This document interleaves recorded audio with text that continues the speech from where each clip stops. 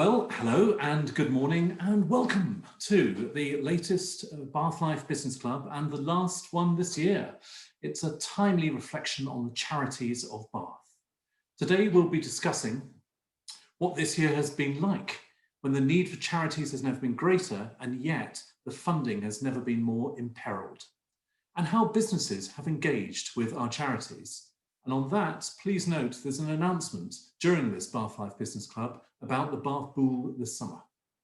We'll be speaking shortly with We Hear You, Bath City Farm, Genesis Trust, Mentoring Plus, and Rainforest Concern. One thing I'd like to highlight to all watching this, all charities watching this, is that we offer a free page of advertising to any charity in every issue of Bath Life and in our other magazines in Bristol, Cardiff and Exeter. Please talk to us. A few parish notices before we start. First up, some news on the Bath Property Awards. We'll be announcing our finalists this Wednesday, and we've actually had more nominations this year than last. So sod the pandemic, eh?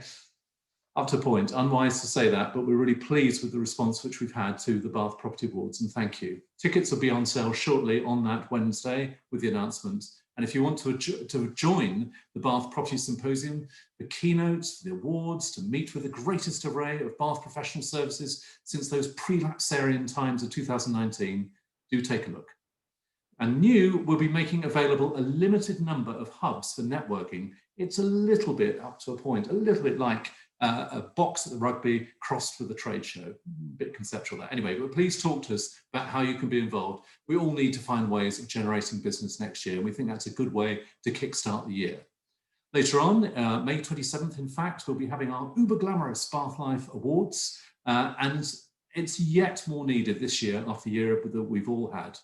It's certain to be a special occasion again, with everyone together once more to celebrate the very best of Bath. We'll be running a launch event early in the new year in January.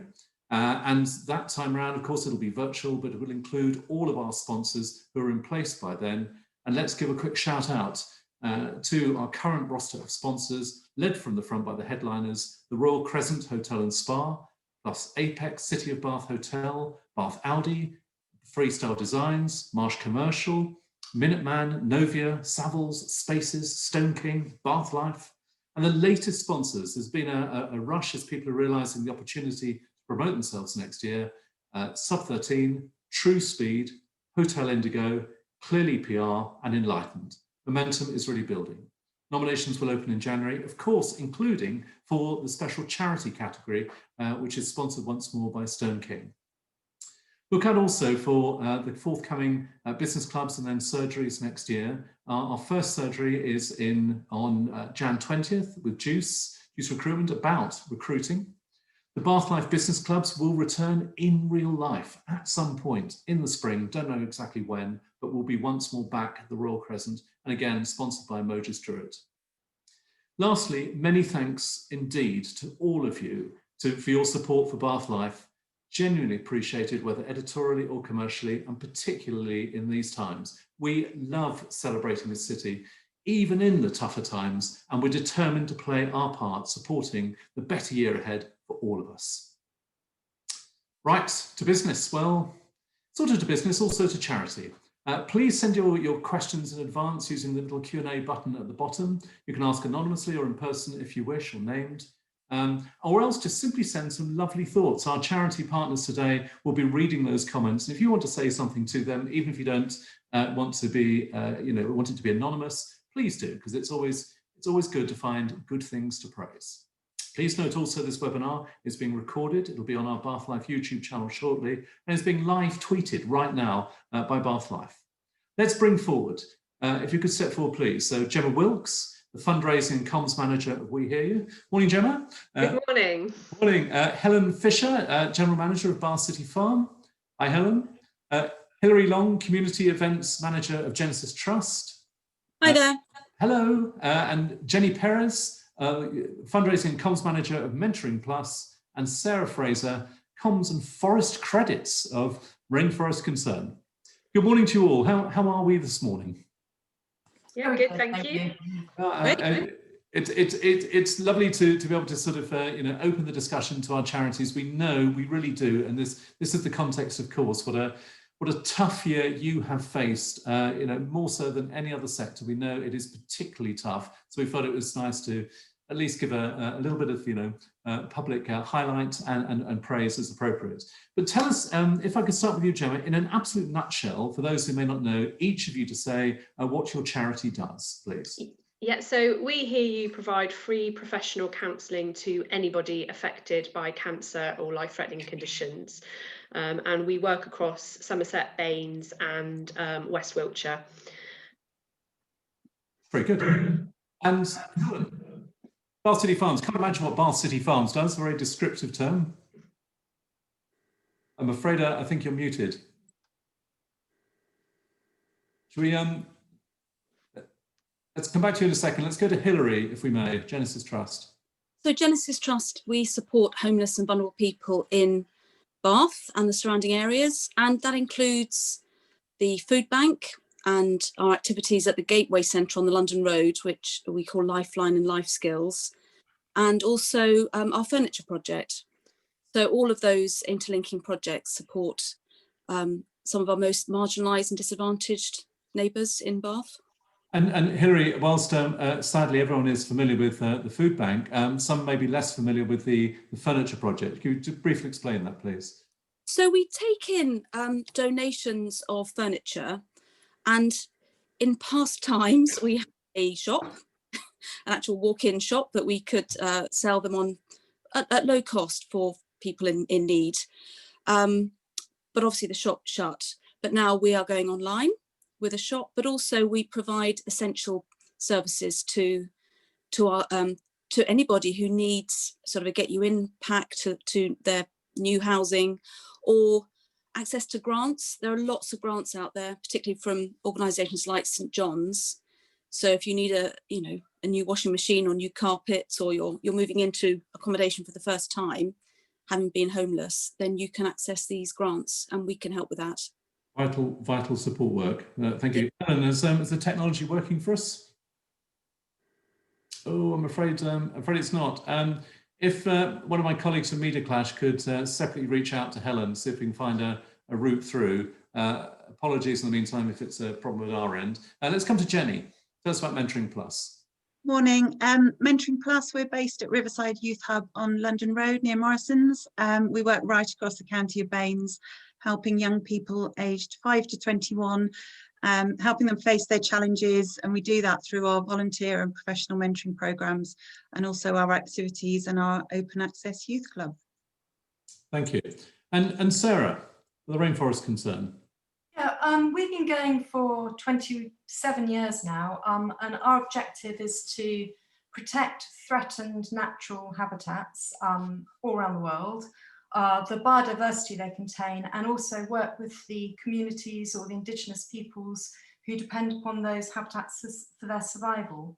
So we have 13 projects at the moment across 8 different countries. And just on that, this is these are complicated times for everyone. There perhaps has been a trend towards greater parochialism. That somewhat pernicious phrase, in a sense, charity begins at home. Have you found it harder this year to get attention precisely because of that sense of localism, which people... Really hard. I mean, in spite of the fact that, this was a year for COP26 in the UK, although it's been postponed, and in spite of the rising awareness of problems of habitat loss with COVID-19 and zoonotic diseases, diseases crossing over into human populations where there's been habitat degradation. Yes, I think people are very much focused on home and not on maybe climate and biodiversity issues. Yeah.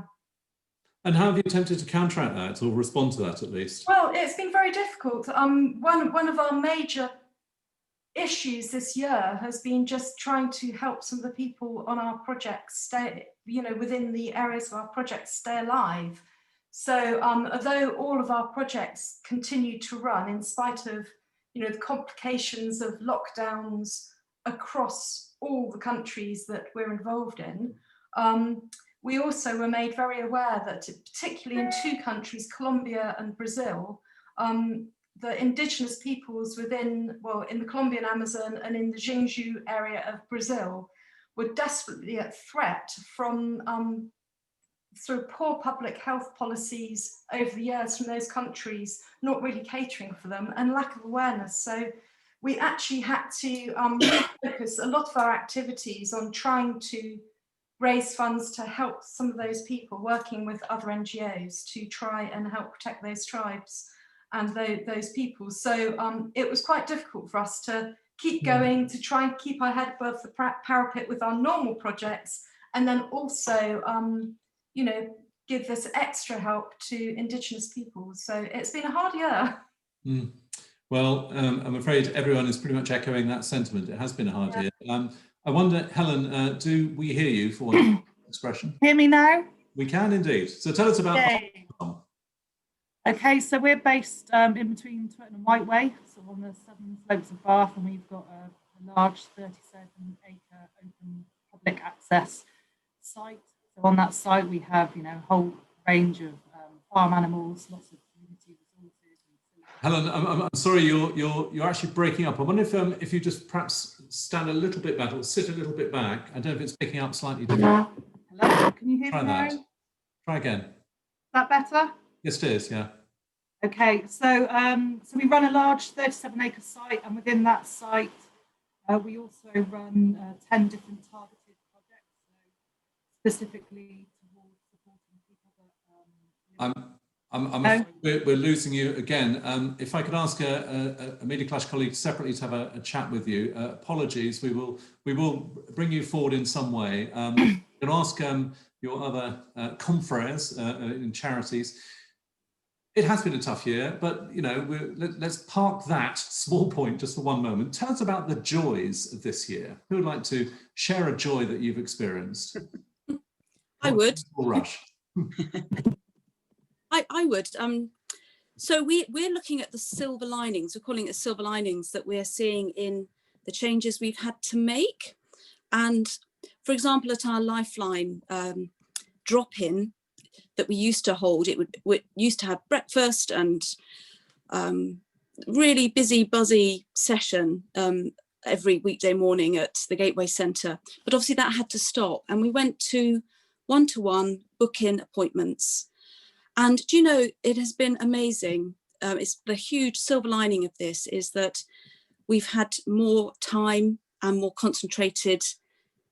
I don't want to say quality, because there was always quality there, but really intensive working with people to help them unknot their difficulties. So it's actually been a massive silver lining to what was at first a really difficult situation.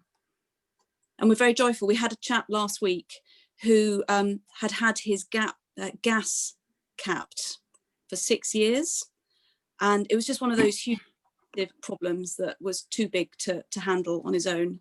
And through our staff working with him, you know, sort of 3 months intensive work, it was reconnected. So, you know, that was a huge celebration. And just, you know, and identify some of the difficulties that people have, problems that are too big, but with a bit of, well, a lot of support, things can change. And I guess when you work inevitably very closely with individuals who are in difficult life circumstances and so on, the point at which there is change and positive change, that must be quite euphoric for you and your teams. It certainly was.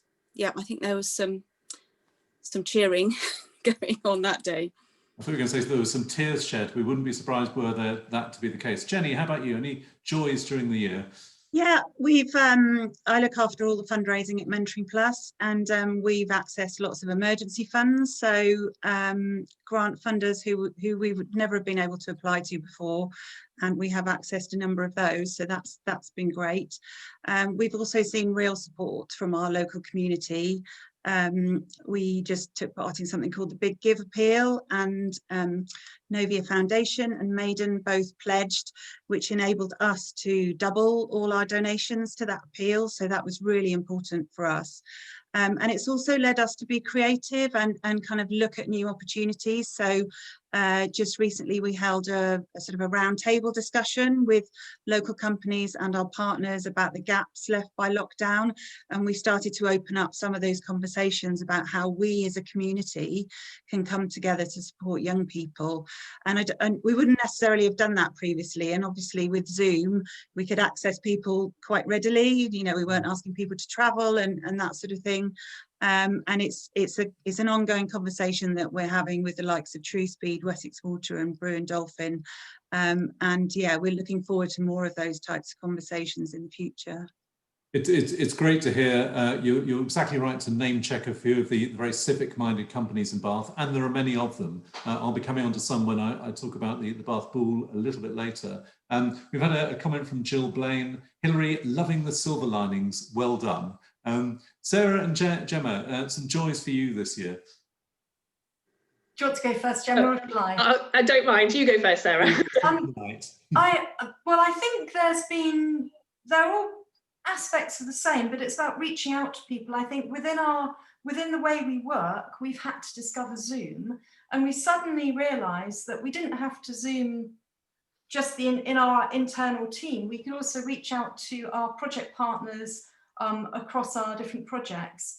And we started to get quite creative about putting different people together. So we might have someone from Romania talking with someone from Ecuador or Chile, for instance, which has really shaken up the way all projects think about how they function, because they're getting lots of new ideas in from people all trying to do the same thing.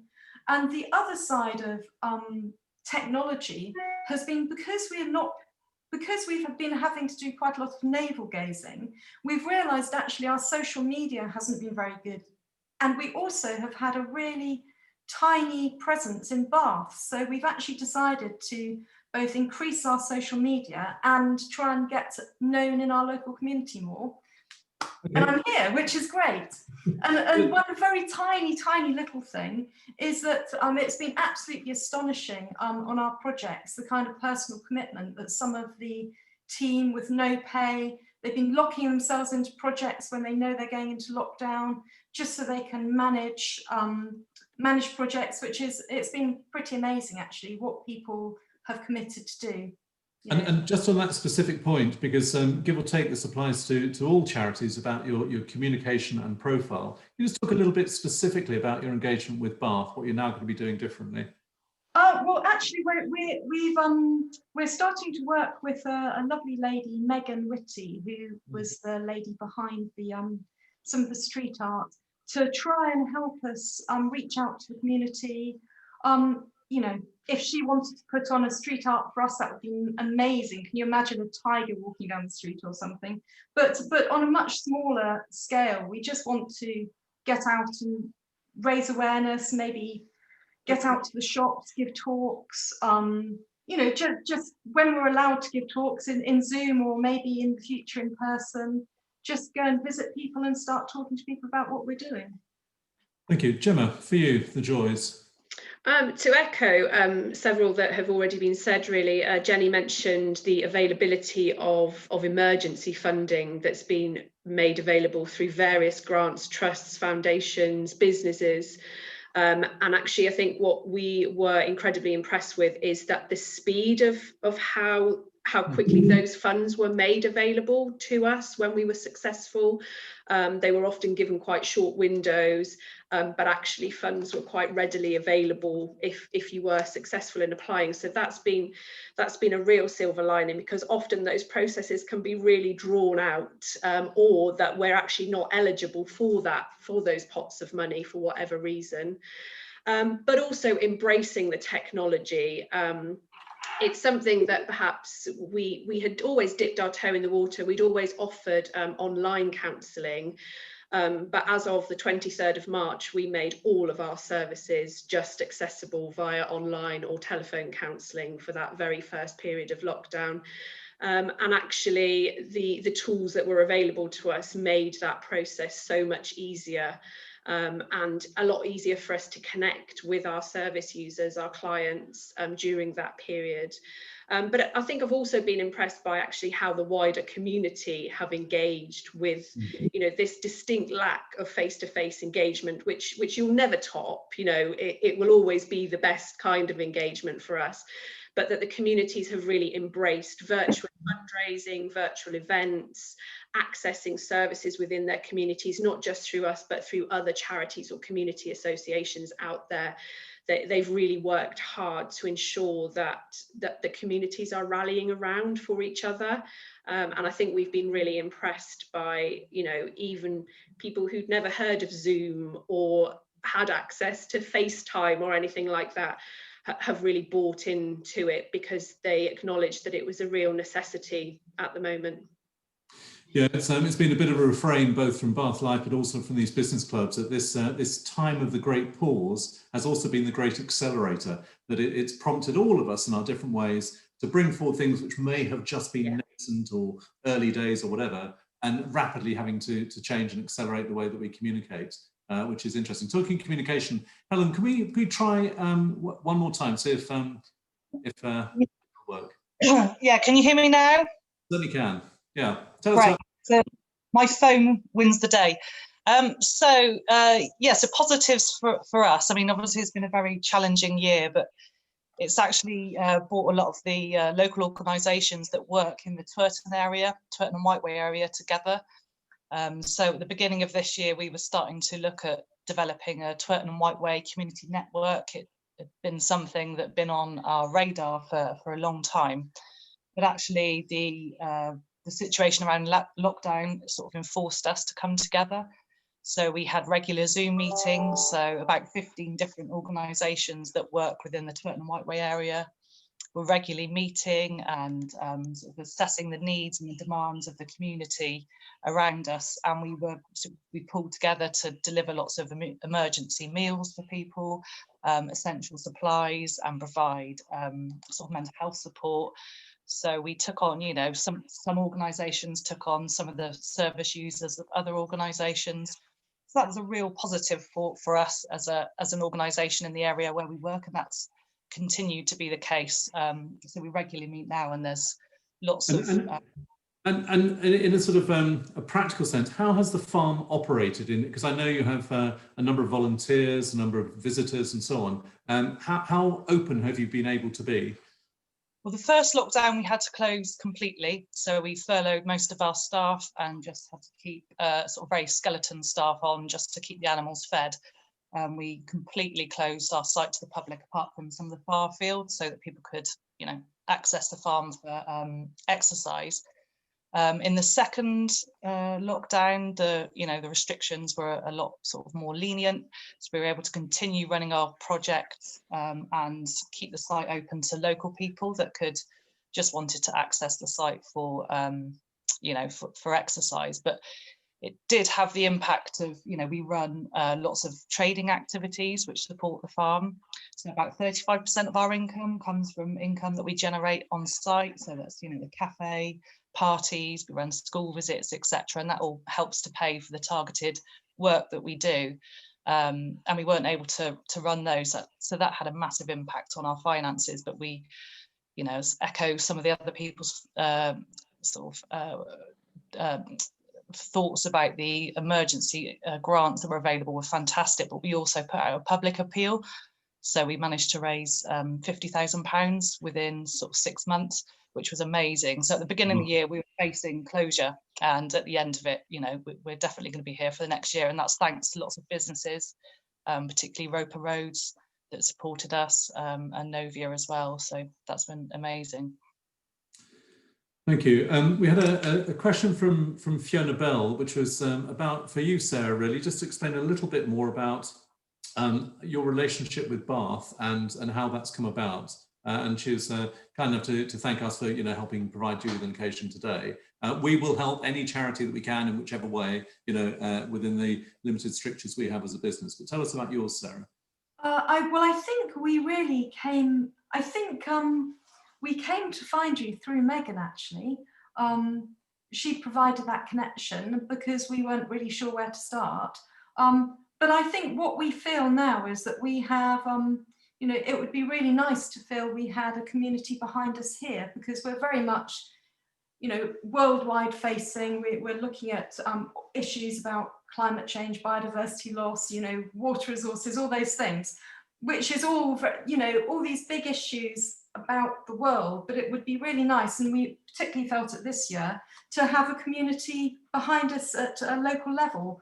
And I think, you know, just being involved in this is really nice for us, because it's really the first time that we've started to feel that part of that community, which I think is important. I think we've been reassessing many of these things over the COVID period. Yeah, I think everyone's been reassessing almost everything. Yeah, absolutely. There's a lot of blank sheets of paper out there, one way or another, literally, which I have right now, or metaphorically. Tell us this for each of your perspectives. Talk about your teams and your volunteers. I'm sure you'll have broadly the same sort of approach, which is just how remarkable people have been. But if you give us any specifics about some of the additional, I don't know, work, thoughtfulness, decency of your teams, not naming them, of course. I would like a sort of a human story about the teams and volunteers. I'll go first.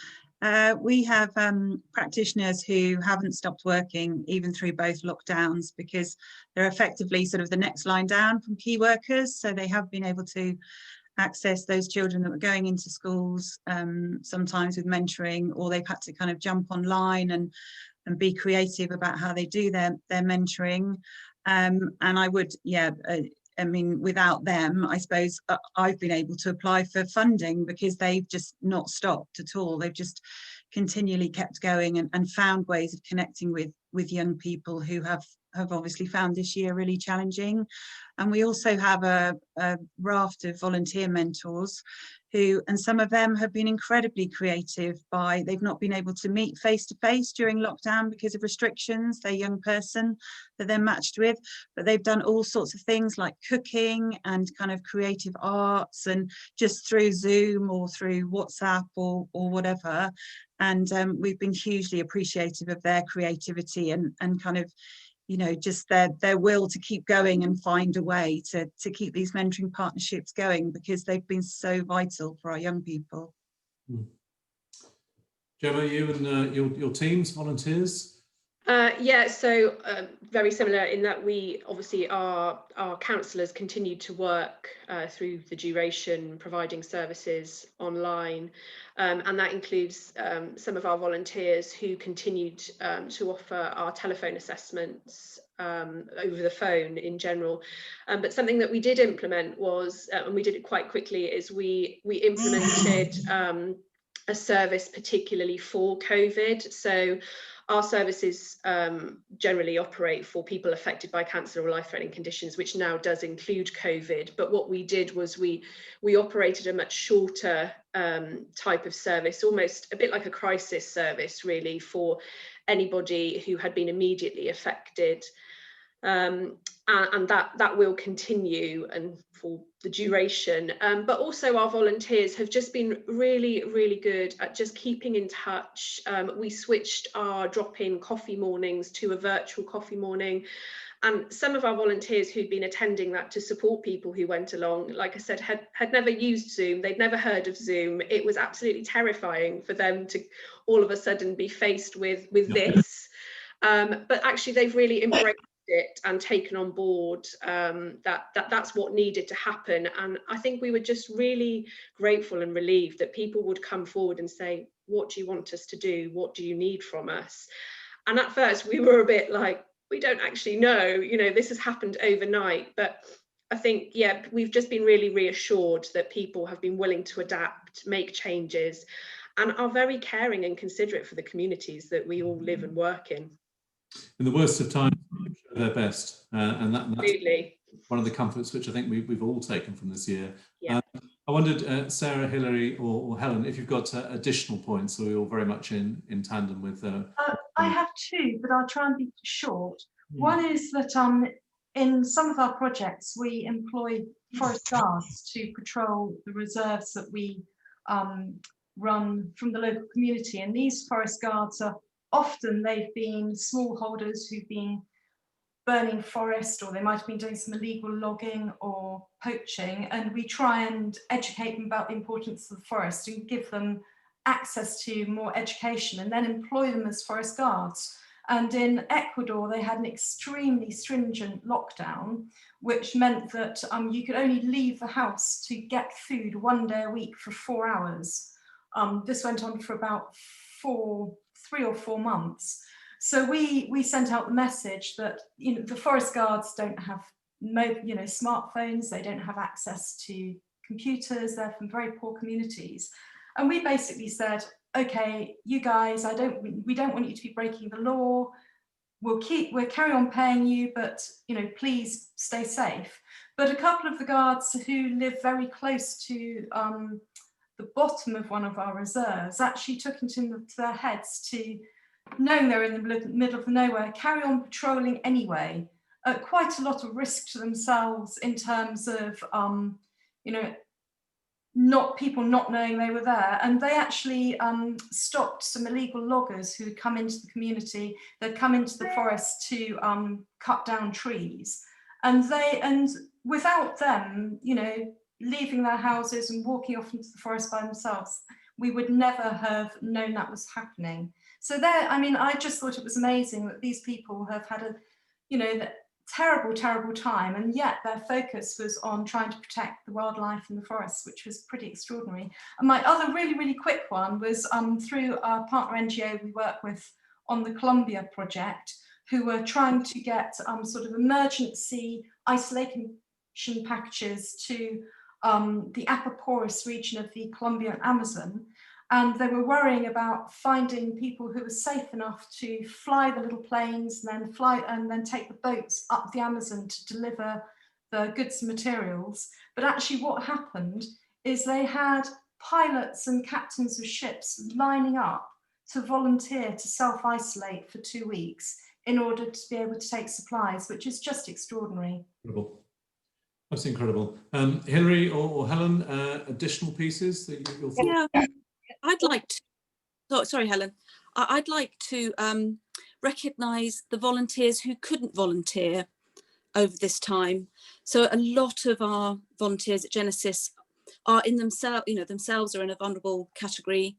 And so I think that must have been really hard for people who at the heart, they have filled with compassion and want to help.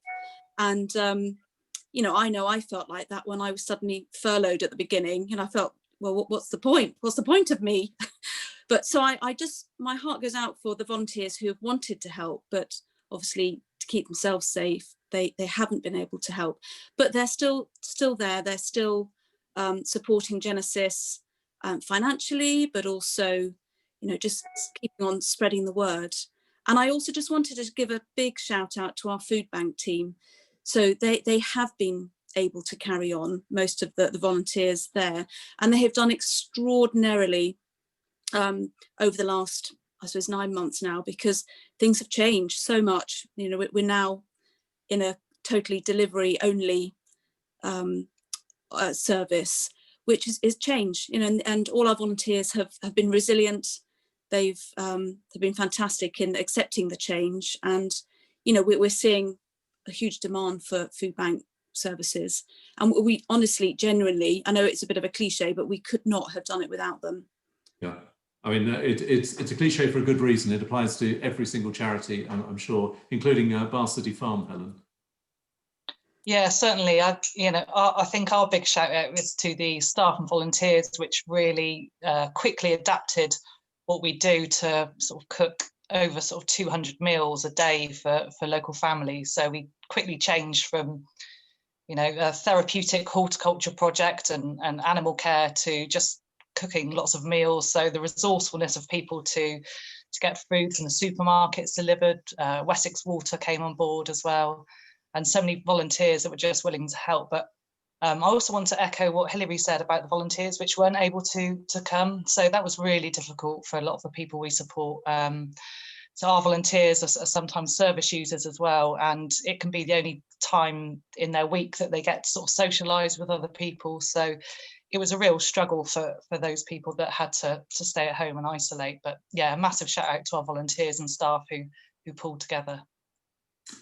And then also, of course, a big shout out, which a number of you have done already, to the businesses who have been supporting the charities, your charities this year particularly. By all means, cite a couple others that you haven't mentioned so far, but I want to put you almost a devil's advocate point, which is this. The businesses which have had the foulest of years, the toughest of times, all the cliches again that are out there, why should they put money into charity when they themselves are facing a fairly parlous future? How would you persuade them it is nonetheless the right thing to do? Who's first? I'll go first then. So I'd like to put a bit of a personal spin on this in something that the way I always look about how I might support charities, and I think it's perhaps a message that I have previously used when talking to both local businesses and businesses that aren't quite so local, is that you never know when you may need us. And I would say that not just us in particular as we hear you, but you may never know when you may need a charity, first and foremost. And you know, everybody on the panel here has a service or something that could be echoed and could be very close to somebody that either you personally or somebody that you know in one way or another. But the other thing is that actually charities offer lots of opportunities for businesses. We've already talked about the value of volunteers, and you know, a number of our volunteers do come through our contacts through local businesses, whether it's as a formal partnership or an informal partnership. But also just getting to know what's in your local community, and actually charities are often at the heart of those local communities. So I think there's just a lot of opportunities for businesses to consider, and you know what, it doesn't always have to be about money. They can offer support in so many other ways, and I think sometimes businesses will automatically think when they see a charity, or individuals when they see a charity, you know, whether it be in the street asking for money or at a supermarket collection or something comes through your door, is that first and foremost that they're asking for money, but actually it's about far more than that. There are so many different positive things that can come from a charity and a business relationship. Well, I think you've covered the waterfront there. Are there? Thank you. Yeah, a very good pitch. Yeah, I would say as well that actually supporting a community to be healthy, so you know, a healthier community is healthier for business too. So the more that businesses can support the charities to support their local residents and the people that are struggling within those communities is only good for them too. Yeah. And and to just sort of add on to that, I think there's also something for the staff working within businesses feeling like they're part of something else and something bigger. And I think that you know, we've found working with businesses in the past, you know, that it's often the staff members who really embrace what we do, and I'm sure that's the case for all charities, and really like feeling like they're contributing through their work. So it gives added incentives, not, you know, to keep happy and to keep fulfilled and to keep working, to keep selling or whatever it is they're doing. Yeah. I think, or Jenny? I think I'd also add that Mentoring Plus, we work with young people. We have an area of expertise which we can share with businesses. You know, any parent or carer who's also been busy working will know that this year has been tough, you know, on all aspects. And actually, our core work is about supporting young people, so we can actually share expertise as well as working with a company in terms of volunteering or donations or whatever. So for me, it's very much a two-way street. Mm. Just to sorry, Hilary, did you have a further point there? I was just going to put I'm the community and events manager at Genesis, and I was just going to put my events hat on and say that actually it's really great for businesses to support charities, because they may have things like London Marathon places that might be hard to get hold of in any other ways. So good for your staff to know that, you know, whether it's the Bath Half or the London Marathon or another of these mass participation events, you know, individuals might find it hard to get a place, but actually if you support your local charities. They may well have places that you can have and support. It's funny you should mention that, because there may be a reference just in passing at the Bull point coming up shortly. I just want to bring a couple of points that Fiona Bell has raised. One about companies. She said the Bath Life webinar about corporate social responsibility showcased exemplary practice from TrueSpeed and other local businesses. I think it is still available as a video. That's the sort of question I like, because the answer is yes. Check the Bath Life YouTube channel. You'll see some very clever and sincere thinking. But to that phrase, corporate social responsibility, back to your point, Sarah, it's as though many businesses have moved from a sort of charter approach, not quite tick box, but a sort of a structured approach in a top-down way, into a much more bottom-up. That it's about what the teams want. It's about a badge of pride in a business that they do support charities and so on. And we've seen that with the Bath Pool and many other activities. So I think you're right, it has been a shift, definitely, and almost businesses are really excited about the possibility of their staff being able to feel part of something bigger. Yeah. Fiona also has a question picking up on a couple of the points made about volunteers. I mean, in some charities, of course, those volunteers might well be in their 70s and 80s, particularly those working in some of the retail places. There's a sort of push and a pull that they may not wish to, because it's a risk profile, but equally you may not risk them because it's a responsibility and so on. How do you navigate that point where, on the one hand, the sociability, so first of all, the contribution that certain people make as volunteers, the sociability that's been touched on, the mental health, on the other, the duty of care that says, well, no, we shouldn't have them. Do you find that a difficult area, those who've experienced that?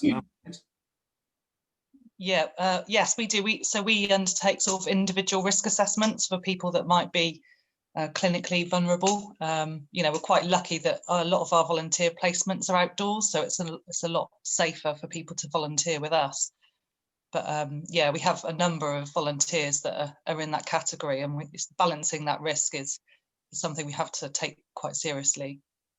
Yeah, I mean, I think some charities have actually sort of drawn the line and said, black and white, no. Others are, there's a grey area where we did initially, but some of the people that are in that category, they live on their own, and there's as much, they were really struggling with their mental health. So we sort of made sort of special provisions so that they could attend, and put in some special measures so that it was safe for them to come. Yeah. I'd like to bring in Nathan Baranowski, just give him a bit of a cue of Digital Wonder Lab, a company that previously was called Ojo Solutions, has been very civically minded, and Nathan has a specific question about the use of digital resources and approaches. Nathan, good morning. Hi all. Hello. Sorry, just get my microphone in the right place. Good to meet you all, and wonderful to hear everything so far.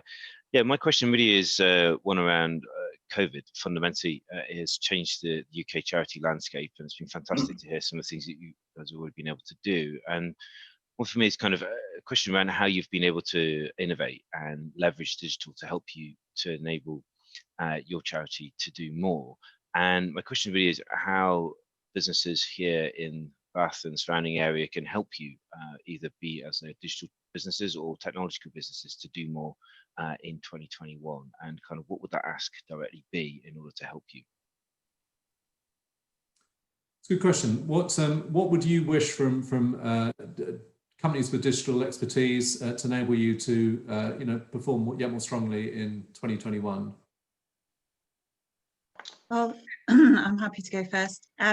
So we have used Zoom and WhatsApp, but I would say that we're well aware that lots of charities and organisations are going towards more digital services.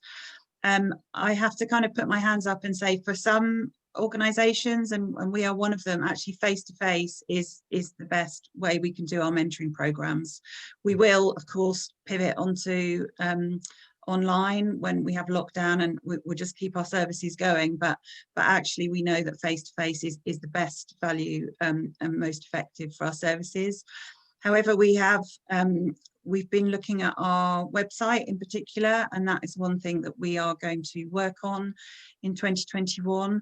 We don't have the knowledge or the capacity to do that, and I'm not suggesting it's a pro bono ask, it's not, but we would very much like to work with a local company in terms of making it much more effective for us, and streamlining lots of our systems, because we're still using quite a few paper systems where we could just digitalize some of that through our website. So that's our big ask. Well, there we are, Nathan. If only we knew a company that could provide such services. Who knows? I'm sure you'll have a conversation at some point. So some other comments, please. Can I go? Yeah, do.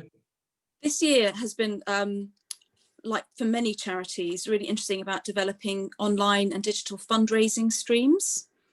And, you know, we do a quiz, we've got a virtual walk, you know, all things that, you know, I've been scratching my head to try and find something new and innovative and engaging with, you know, degrees of success. But that's an area that I'd really like to look at more in 2021, that also could be a hybrid, you know, so mix of real life and virtual. So yeah, I think that's 2021 for me. I mean, obviously Genesis wider, we have all sorts of other needs. We're developing a new website as well, but the virtual fundraising, I think, will still be relevant next year. Gaming for good, for example, I love that idea of doing video games for good, and we've dipped our toe in it for a little bit with some of the Bath Uni students, but I think that could be massive, and that's somewhere I'd like to go in the future. Yeah, as a slightly more general point, the whole concept of tech for good is deeply embedded in the tech community. There is, dare I say, and I'm not solely looking at you, Nathan, there's a great sense of idealism amongst technologists. Technology is born of optimism. There's always something better out there. And I think that informs their approach often when it comes to the tech for good area. We will promote this idea through Creative Bath, which is the programme for techs, creatives and cultural sector in Bath, to see if there are agencies who might be willing, if not pro bono, be doing it, work at an appropriate rate for charities. Because in one way or another, all sorts of businesses out there listening to this can help our charities in Bath. Nathan, did you have additional points? Could I say something in a minute as well? Oh, go on, yeah, please, sorry, yeah. Do you want Nathan to go first? No, you go first. Go on. What I was going to say is I absolutely agree about the tech for good. This year, for the first time, we've been approached by a Bath initiative called My Forests, which is just setting up a sort of gaming environment to try and protect threatened natural habitats. So I think it's starting off with 2 or 3 charities, and that's very much coming out of that idea of gaming for good. And it'll be really interesting to see how that goes. It seems a fantastic idea. But back to Nathan's question, some of the things that we're struggling with are just how to get stuff done. With COVID-19, we sometimes send speakers into schools, and of course we haven't been able to do that. So for the first time this year, we rigged up, for instance, a class in the UK talking to a project manager at one of our projects with a background of, well, as far as she could get into the edge of the forest, which was just great, because instead of having a boring person standing up in front of them at class, they could see a real live person speaking, you know, with a strange accent in front of a whole load of interesting birds. And it's quite, those sort of technological challenges are quite difficult for us. So some of those explorations would be really good. And the other thing is that, you know, social media and businesses support through retweeting or, you know, reposting Instagram, that kind of thing makes a huge difference to us in terms of raising awareness. Yeah, very, very fair point. Nathan, if I just bring you back in on this, any further thoughts? Just really, I mean, I would say that there's always a place for technology, and I think there's points where it will never replace things that you're needing to do face to face, but it works very well as a blend, but also opens those opportunities that you thought weren't possible. And my one ask to you all from a technological and digital business perspective is be bold and do ask, make the blatant ask. I think if you don't ask, you don't get, and it doesn't matter if people don't necessarily want to do it in a pro bono way, but everyone does want to help, and particularly more so now than ever. And if we have the skills and capability to do that within the digital community in Bath and surrounding areas, I am sure that we will do so. So I've seen some wonderful initiatives this year where people have asked, and things have come from that, and more innovative things have come from it than expected, which is fantastic. Well, were it not for that comment, Nathan, I wouldn't be coming on to the next thing, which is making a very blatant ask, which I'll do in a second. But I just want to give a shout out also. There are, you mentioned obviously Digital Wonder Lab itself. I'd also mention Storm Consultancy. To your point, Sarah, about forestry and so on. They have an initiative called Co-Forest, which is funding the development of a new forest on the edge of Bath. And as an agency, they also have created a sort of standardized approach for grant funding for development managers. It's another iteration of how technology is helping charities. Nathan's business is an absolute exemplar, and I'll give you the shout for that, Nathan, as well. So Nathan, thank you for that. If you don't mind popping away in the nicest possible way. It all sounds a bit crass, that. There we go. Thank you. I do want to come on, because we're nearly at the end of this, it's flown, to an announcement about the Bath Bull.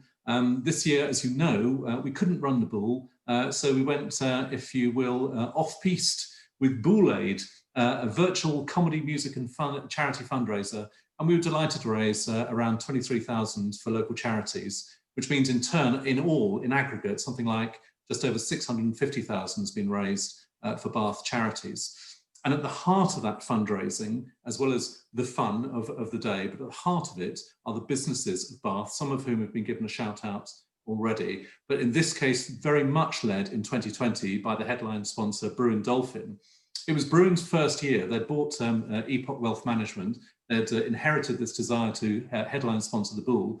And they, in their, it was absolutely superb how they stepped up, sponsoring a virtual event, which, this was back in July, and virtual events had barely started, very much led by Tom at Bruin Dolphin of Epoch as was.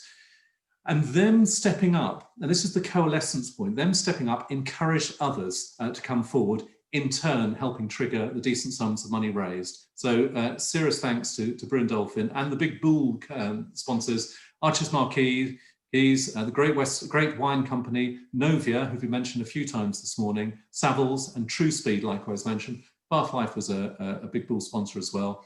There's a number of little Bull. I'll give them a shout out each, because each have played their part. Bath Building Society, Blue Gecko, Carter Jonas, Systems Advice, Data Sharp Integrated Communications, Enlightened, Francis Hotel, Groupia, Minuteman, More SW, Redwood Marketing, Roysworthy King, Spark Loop, Synergy Construction and Property Consultants, and Thrings.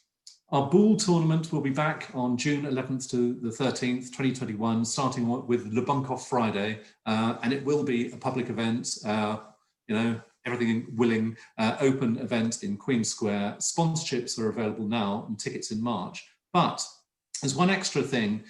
To the point earlier about helping charities come forward, the Big Bull sponsorships this year will include a free charity team in place, enabling more charities to attend. Being there on the day, being able to socialise and so on is really valuable for charities, of course. And we know that sponsorships and funding and partnerships have come out of those sort of events. So please look forward to the Bull coming back next year in rude good health. It'll be our 30th anniversary, which was due this year, but we're calling next year the 30th. But it is an opportunity to bring together the civic values of the city, the businesses of the city, but particularly the charities of Bath. Anyway, now for all of that, for each of you now, I'll ask you to give a very short pitch, some of which you've done already. What would you like the companies and individuals watching this special Bath Life Business Club to do with or for your charity? Can I start? Please. I just think, come along and talk to us, really. and find out what we do and what we can do to work with you.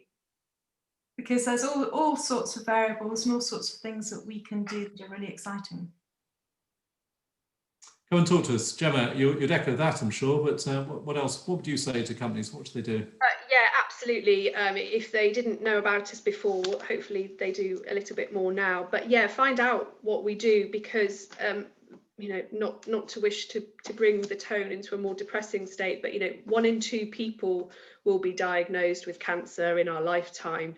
And we are one of the only services who offers the range of counselling that we do for children and adults, for both patients, family members, carers and colleagues in this area. So, you know, if just find out what we do, because actually we might be a service that you may need, and then hopefully, you know, that you would then feel that need to then perhaps support us down the line as well. Very good. So I love balls, so I can't wait to go to that, hopefully, fingers crossed. 2 things. One is, if you know, supporting young people is what Mentoring Plus is all about, and if that is something which is of interest to you, then do come and talk to us. I manage all the social media, so hopefully you can see us on there or follow us on social media, see what we're all about. And then specific asks, we've got 30 Bath half places, so it's not until September, so there's loads of time to train. And also we'll be taking part in Bath Marches, which was a big success for us this year, and it's taking place in April 2021. We had 30 walkers. It was a great day. So yes, do come and talk to us about either of those opportunities as well. Right. Hilary? Yeah, Jenny, you got there before me. Yeah, Bath Half and Bath Marches. Please, it's great. It's fab to have teams in both those events. And Bath Marches is new, and I highly recommend it. It was a good, very wet but good day out. Also, I'd ask people to sign up for our newsletter. Genesis Trust is very diverse. You know, we've got quite a few projects, and it's sometimes quite hard just to get us in a nutshell. But if you sign up to get our monthly newsletter, or just look at our news on the website and follow us, please, on social media, then you'll get a flavour of the different aspects of the projects that we run and the people that we help. So yes, some following and some signing up for newsletters would be great. And Helen, it's always tough being the 5th of 5, but do you have some additional sort of pleas to businesses and individuals watching? Yeah, certainly. So, you know, we've got quite a large site that's visited and used by lots of different members of the public and our community. And we've always relied upon sort of corporate team building days to come and keep the infrastructure up together. So, you know, for example, last year Nationwide came and built Goat Mountain for us, and Royal London were meant to come and build our new chicken enclosure last year. But so we run lots of opportunities for businesses to get involved and help develop the site, work alongside a lot of the people that we support as well.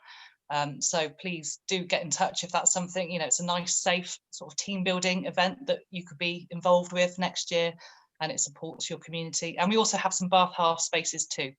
So I'd just like to echo that Bath City Farm point that Media Clash also built a goat mount, and ours was probably more of a goat. Yes. In truth, it was one. I think you put the foundations in Nationwide at the top. Yeah, I don't think you'll go. Pathways and fences we have lots of corporate team building days doing those. Your goats wouldn't have got vertigo from our mountain, that's for sure. But as an event, it was you know, it's just brilliant to bring our team together, but all other sorts of teams. A number of charities will operate those sorts of events as well. But one way or another, this exercise today is to encourage encourage businesses to come forward to support. Just want to pick up one point that Paul Mackenzie Cummins of Clearly PR has made, just echoing this point about the CSR development.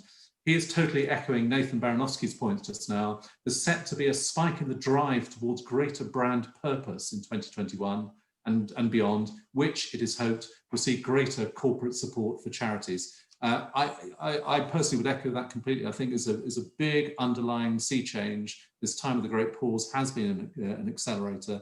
People's sense of the risk of being too pretentious about it, the people's sense of existence and the existentialist sense of we have all been threatened in these times have made many dig deep to think about what they do. And I would hope that those watching today can see the benefit in supporting these 5 and indeed many of the other Bath-based charities. To you all, to Jenny, to Sarah, Hilary, Helen and Gemma, thank you ever so much for your comments today. Thank you also to our sponsor, Mojas Druitt. And please, thank you all for your time and questions today and for your support across the piece in this weirdest of years, this notch in our lives, which we will look back and think, how on earth did we get through that very strange time? It's been the most singular year for us all, but through that sense of collective support, I'm sure we've all been buoyed up by you know, the good that people do in these times. Good luck to you all in the coming months, and from Bath Life, please do have yourself a merry Christmas somehow. This has been a Media Clash production, and this has been a very special Bath Life Business Club. Thank you. Bath together. Thank you. Thank you. Thank you. Bye. Thank you. Bye.